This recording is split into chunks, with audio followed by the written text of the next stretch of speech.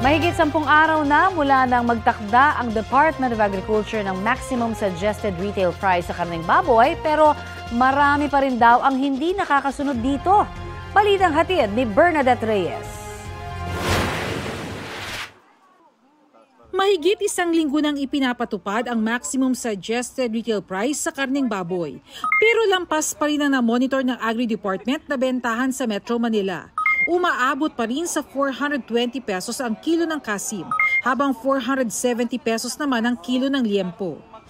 Si Myra, sinusuyod muna ang Agora Market sa San Juan City bago bumili para makahanap ng pasok sa SRP. Lilipat ka sa kabila, magkano dito, magkano doon? Mas mura na dito na ako.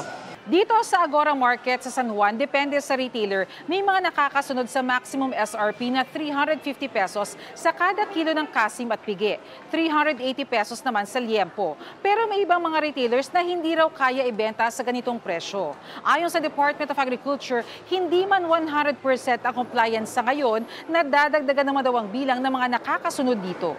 Sa tansya ng Department of Agriculture, nasa 25% pa lang o mahigit 2 sa kada 10 retailer ang nakakabenta ng pasok sa maximum SRP. Ay mataas pambigayan nila eh. Pag bumaba na ng 50 pesos, talo na kami dahil babayad pa kayo ng pwesto, may mga tauhan pa. Mababa ang bigay sa amin, kaya pag kaya namin ibenta sa mababa, binibenta rin namin kaysa matira sa amin. Sa Marikina Public Market, 380 pesos ang kasim at pigi, habang 420 ang liempo, lampas pa rin sa maximum SRP. 10 pa lang binababa nila eh.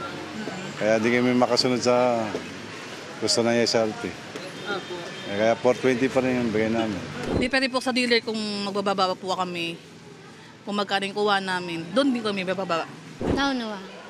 Kasi yun din naman yung mga nireklamo nila. Siguro yun nga, yung pahigit nakuha silang mahal, tataasan din nila para, syempre may mga tauhan sila, di ba? Para sa Agri-Department, tumataas naman ang bilang ng mga nakakasunod. Kung titingnan mo from 6 to 25 in how many days to? 1, 2, 3, 4, 5, 6. Wala pa 1 linggo. Medyo malaki na rin yun. Tinutukoy na nila kung saan sa pagpapasa ng baboy nagkakaroon ng pananamantala. Talagang nandyan yung mga panggugulang nila. Ma-record din. Kasi ito, everything is recorded. Malaman din talaga kung saan specific na lugar, specific na section noong value chain, merong problema. Bernadette Reyes, nababalita para sa GMA Integrated News.